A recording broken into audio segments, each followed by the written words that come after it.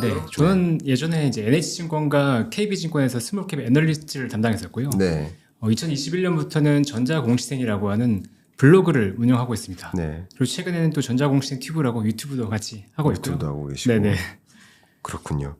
자, 오늘 전자공시생 범승공자라는 네. 이제 닉네임을 갖고 계시잖아요. 네. 예, 범승공자의 이 전자공시에 대해서 좀 구체적으로 말씀을 좀 나눠볼까 하는데요. 뭐 일단 이 질문부터 드릴게요. 주식 투자를 하는 이유 네. 뭐라고 보십니까?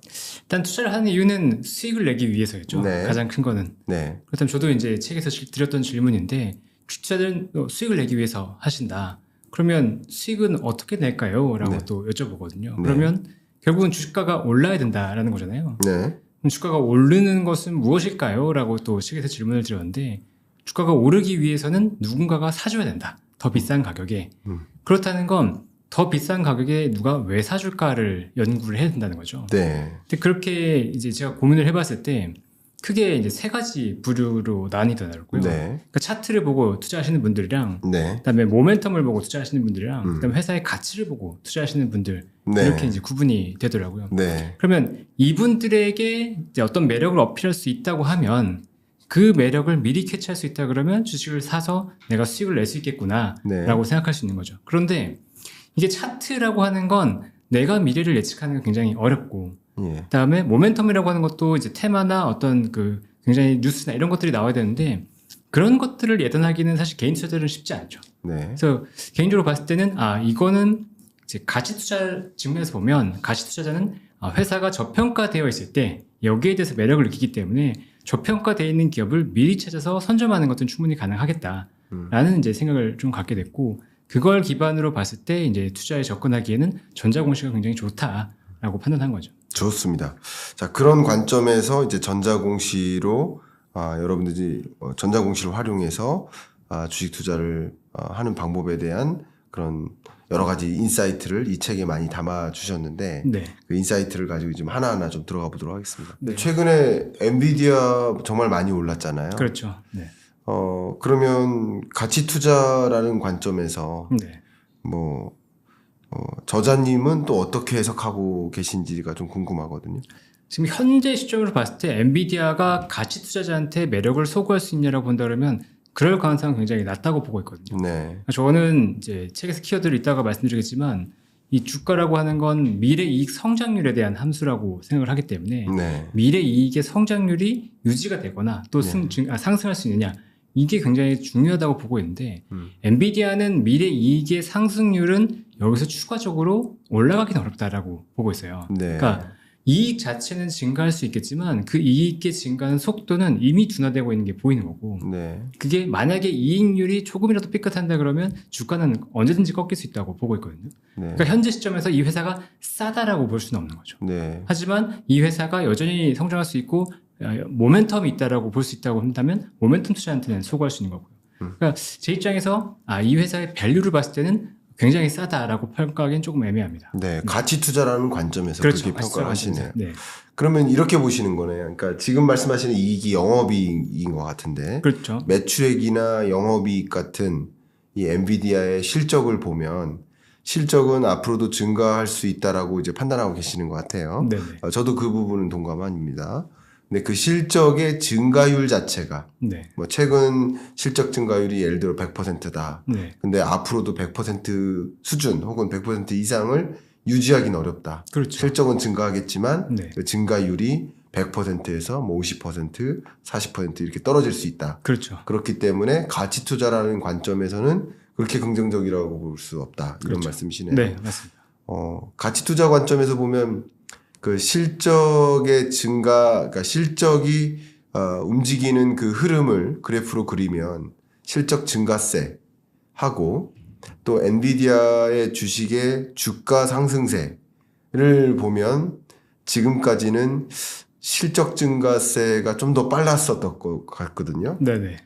근데 앞으로는 이제 실적 증가세보다 주식 가격의 증가세가 조금 더 빨라지는. 그러니까 그때는 이제 가치 투자 관점에서는 좀 좋게 평가되기 어려운 그렇죠. 그런 네. 관점에서 좀 말씀을 해주신 것 같아요. 네, 맞습니다. 좋습니다. 자, 그러면 이제 전자공시로 좀 들어가서 전자공시를 다룬 책을 쓰게 된 계기가 있으실 것 같아요. 네. 보통 전자공시가 책의 제목이진 않잖아요. 그렇죠. 네. 주식을 다루는 책인데 전자공시를 안에 넣는 거죠. 네네. 전자공시를 아예 제목으로 이렇게 가져온 이유, 그런 계기가 있으실 것 같은데요. 사실 2017년부터 이제 그 애널리스트를 그만두고 개인 투자자로 나섰는데 네. 처음에 이제 굉장히 고전을 했었어요. 굉장히 힘들었었는데 그때 고민을 많이 했습니다. 어떤 걸 봐야지 내가 다시 이제 처음으로 돌아가서 초심으로 뭔가를 해볼 수 있을까를 고민을 많이 했었는데 뭐 보고서나 뉴스나 어떤 것도 이제 고민의 해답은 아니었고 결국은 기업이 직접 자신의 얘기들을 하고 있는 전자공시를 계속 보는 게 어떻겠냐라는 생각을 하게 됐어요. 그리고 네.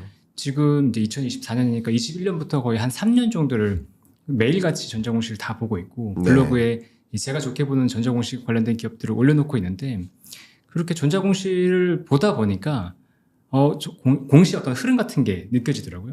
그러니까 이게 어떤 공시가 충분히 의미가 있고 시장에서 이제 알려지지 않았던 그 좋은 이슈들은 어떤 공시도 나와 있고 이런 얘기들을 이제 할 수 있을 것 같다. 그래서 이런 얘기들을 전해준다 그러면 사실 개인 투자자들은 시간이 많이 없거든요. 네.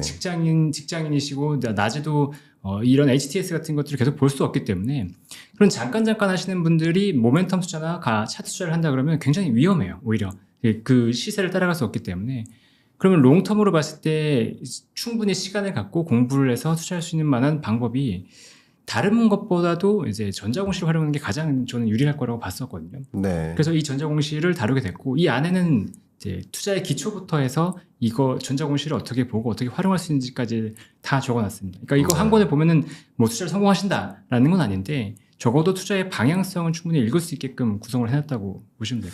뭐 사실 이제 전자공시라는 게 뭐 이 책은 제 느낌은 뭐 마치 투자학개론의 네, 모습이라고 좀 볼 수 있겠는데 그 투자에 처음 접근하시는 분들도 전자공시라고만 좀 생각하지 마시고 이건 다소 투자개론과 같다 뭐 이렇게 생각하시고 접근하셔도 도움이 될 것 같다 이런 생각인데 투자개론이라고 하면 투자를 하는 이유는 무엇이고 투자는 왜 해야 되고 네, 투자는 어떻게 해야 되고 또 알아야 할 요소가 무엇인지 이런 생각을 먼저 담아야 되는데 그런 생각들이 다 담겨 있어요. 네, 그러니까 맞습니다. 그런 면에서 저는 투자학개론과 같다 이런 생각을 했습니다.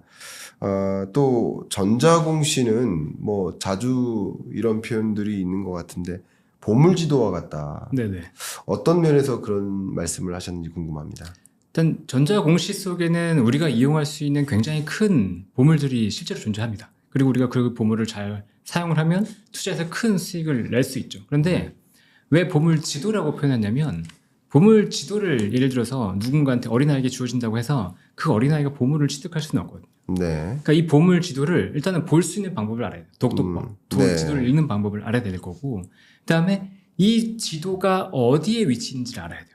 네. 네, 대략 가이드라인이 있어야지 그 지도를 찾아갈 거잖아요. 네. 정작 이 지도를 읽을 수 있다고 하더라도 딱 던졌는데 이게 어디 있는 거야? 라고 한다 그러면 찾아갈 수가 없겠죠. 그렇죠. 그러니까 이 두 가지를 알아야 되는 건데 이 보물 지도처럼 마찬가지로 이게 이 내용이 정말 좋다라는 걸 읽을 수 있어야 된다라는 거고 그다음에 이런 내용이 좋다라는 건 알아야 된다는 건데 그것들을 그러니까 보물 지도를 읽는 것처럼 제가 이제 이 보물 지도를 읽어갈 수 있는 방법을 제시해 드린 거죠. 이 책에서. 그러니까요. 네. 네. 굉장히 좋은 뷰인 것 같아요. 네. 저도 그런 종류의 말씀을 많이 드리는데 보물지도에 비유해서 얘기하진 않았었거든요. 네네. 근데 저는 종종 이런 말씀을 드려요. 여러분이 CNN 뉴스를 보고 계신다. 네. 1시간 동안 너무나 중요한 정보를 전달하고 있다. 근데 만약에 여러분이 영어를 전혀 모르신다면 그 좋은 정보가 내 것이 되겠습니까? 근데 만약에 영어를 반 정도 된다 능력이 그러면 그 CNN에서 다루는 그 좋은 정보의 반만 내 것이 되겠죠. 그럼 영어가 100% 플루언트하다라고 한다면 100%의 그 정보가 내 것이 될 수 있지 않겠습니까? 네. 그만큼 언어가 얼만큼 되어 있느냐에 따라서 그 뉴스가 나의 것이 되느냐 아니냐, 그 정보가 나의 것이 되느냐 아니냐인데 말씀하신 것처럼 보물지도가 있다 하더라도 네. 그 보물지도를 해독하는 능력이 없다면 그 실제 보물을 찾아갈 수도 없는 것이고, 그렇죠. 예, 그 보물지도가 같이 있기보다는 보물이 같이 있으니까, 그렇죠. 보물이 같이 있는 거죠. 그렇죠? 그 같이 있는 보물을 찾아가는 해설서가 있다면 그 해설서를 또 읽어낼 수 있는 능력도 있어야 되니까 네. 그런 관점에서 이 책이 구성이 되어 있다라는 정말 훌륭한 표현이십니다. 네, 감사합니다. 네, 그럼 이 책이 마치 보물지도 같은 거네요. 보물지도를 읽어줄 수 있는 해설서. 그렇죠. 예. 네네. 보물지도의 해설서네요. 네, 맞습니다. 좋습니다. 네, 그리고 이제 이 책을 보시고서는 보물을 찾아서 직접 떠나셔야 되는 거죠. 그렇죠. 네, 배도 네. 사고 이렇게 떠나시는 것처럼 기업 분석이라는 과정을 직접 거치셔야 됩니다. 그렇죠. 좋습니다.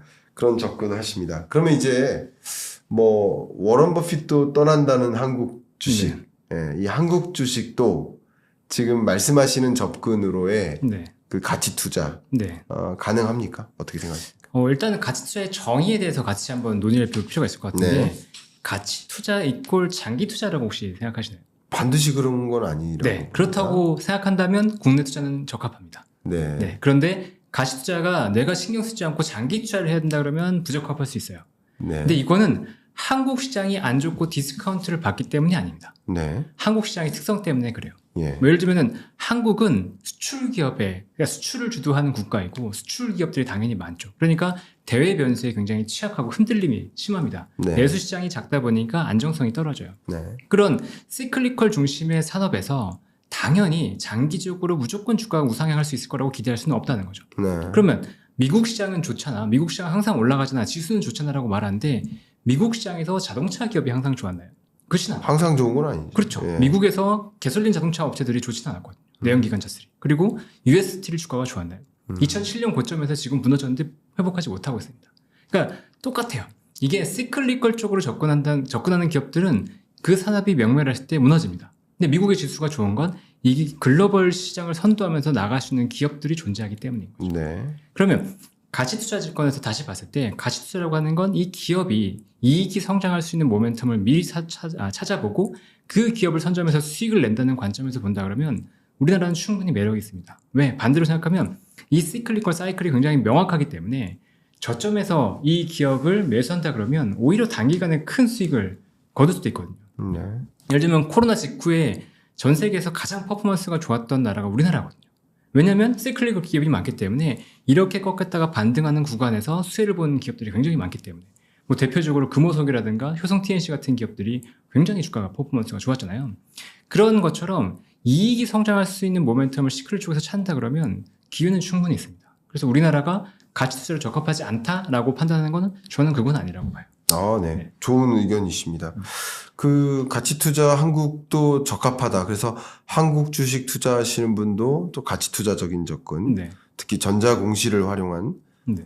투자 접근, 여러분 관심 있으신 분은 또 이 전자 공시생 범송공자의 전자 공시, 이 책을 한번 참조해 보실 수 있지 않을까 생각해 봅니다.